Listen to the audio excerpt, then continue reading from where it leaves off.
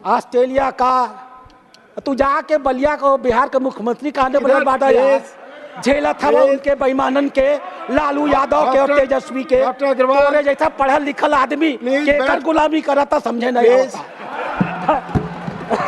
अब सुन नहीं रहे ये लोग, सुन सब रहे हैं, ना सुनने का नाटक कर रहे हैं, सुन सब रहे हैं। एक एक कान इधर कर लिए, मुंह उधर कर लिए। समय से अधिक बोल रहे हैं, पार्टी का अधिक समय ले रहे हैं डॉक्टर साहब। दूसरी सरकार इन्होंने नरसिम्हा राव की चलाई, जैसी इनकी आदत है। बेचारे नरसिम्हा राव मरे, उनकी 100 यात्रा निकली, कांग्रेस के कार्यालय के गेट पर आधे घंटे तक खड़ी रही। इन लोगों ने अपने प्रधानमंत्री की लाश को अपने कार्यालय के अंदर नहीं घुसने दिया। इतिहास के पन्ने गवाह है, जवाब देना पड़ेगा। अध्यक्ष महोदय, इन्हें भी 7 साल वित्त मंत्री रहे हैं, हालांकि ये टुकड़े टुकड़े में रहे हैं ना। हमारी वित्त मंत्री तो लगातार हैं, एक कंटिन्यूटी है। ये बेचारे आते भगा दिए जाते थे, आते थे भगा दिए जाते थे, रह रह करके रहते थे, इसलिए अस्थायी तो नहीं आ पाता था इनका। हमारे वित्त मंत्री का अस्थायी तो है 7 साल का।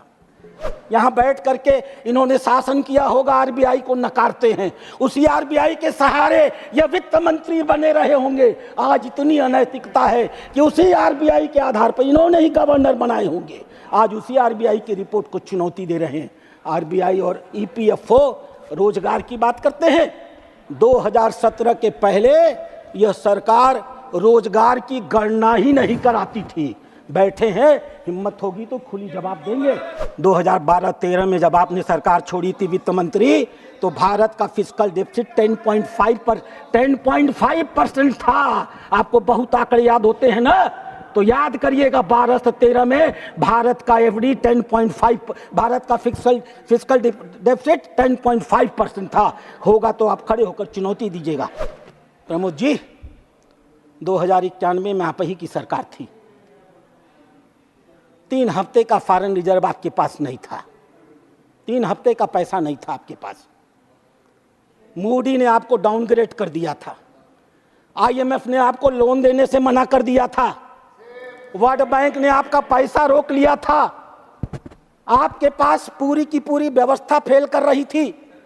आप मजबूर हुए, आपने 2 बार 1 जुलाई और 3 जुलाई को भारत की मुद्रा का अवमूल्यन किया और सबसे घटिया काम किया, सोना गिरवी रखा तो रखा।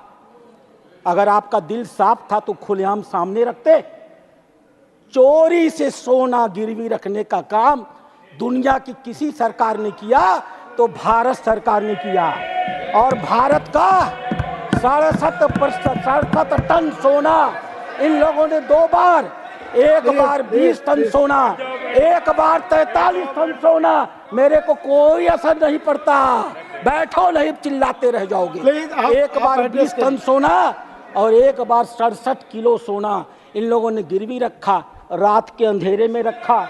हुआ क्या अध्यक्ष महोदय, एक बहुत नामी पत्रकार हैं शंकर अय्यर, वो बेचारे एयरपोर्ट गए थे किसी काम से।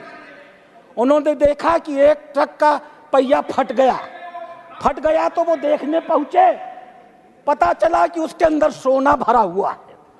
और तब जाकर के दूसरे दिन खबर छपी कि भारत ने अपने 142 करोड़ नागरिक जिनकी चर्चा कर रहे हैं ना, उनसे छिपा करके भारत का सोना गिरवी रख दिया। और हम गर्व के साथ कह सकते हैं हमारे पास एक प्रधानमंत्री है, चुनाव की गहमा गहमी में छिप गया। 31 मई 2024 को हमारे मोदी जी के नेतृत्व में इस देश ने अपना 100 किलो टन सोना भारत में वापस मंगवाया है और भारत के खजानों में रखा गया है। अध्यक्ष महोदय, ये वही आंकड़े हैं जो अपनी सरकार में रहते समय ये भाषण दिया करते रहे होंगे। मैंने इनके चेहरे पर दिखा देता हूँ। वित्त मंत्री है ना, ये भूल गए होंगे, याद करा देना जरूरी है, याद करा देना जरूरी है इनको। अध्यक्ष महोदय, हाँ, अपने जमाने का सब याद रहता था, लंबे लंबे ये लोग। एक्चुअली अध्यक्ष महोदय जब अंग्रेजी में बोलते हैं ना, तो हम अपने उत्तर भारत के लोग थोड़ा दबदब से जाते हैं। जरा हिंदी में सुन ले और हिंदी में जवाब दे देंगे। आप लोग तो अमर सेन के बहुत बड़े भक्त हैं ना, क्योंकि वो भाजपा के विरोधी हैं। अमर सेन का गुण गाते हैं आप लोग ना। अमर सेन भी लेकर के आए थे इसी मल्टी डायमेंशनल पॉवर्टी को, आपने नहीं लागू किया। क्योंकि आपका चेहरा बेनकाब हो जाता। आपने नागरिकों को सुविधाएं दी नहीं थी, खाली फर्जी पर कैपिटा बताया करते थे।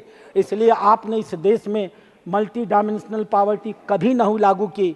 भारत के प्रधानमंत्री ने काम किया था, नागरिकों तक सुविधा पहुंचाई थी। चुनौती के साथ उन्होंने कहा, जब तक एक एक नागरिक के चेहरे पर खुशी नहीं आएगी, गांधी जी का वो सपना पूरा नहीं होगा कि जब तुम नीतियां बनाते हो तो यह देखो कि तुम्हारी नीतियों से गरीबों के आंसू साफ होते हैं या नहीं। हम गर्व के साथ कह सकते हैं, पिछले 10 सालों में हमने 24 करोड़ 10 लाख नागरिकों के आंखों से आंसू पूछे। अध्यक्ष महोदय, थैंक यू। मैं अभी बहुत कुछ कहना चाहता था, थैंक यू। लेकिन आपने रोका है, इसलिए मैं रुक रहा हूँ। मौका दीजिएगा तो फिर अपनी बातें रखूंगा। धन्यवाद।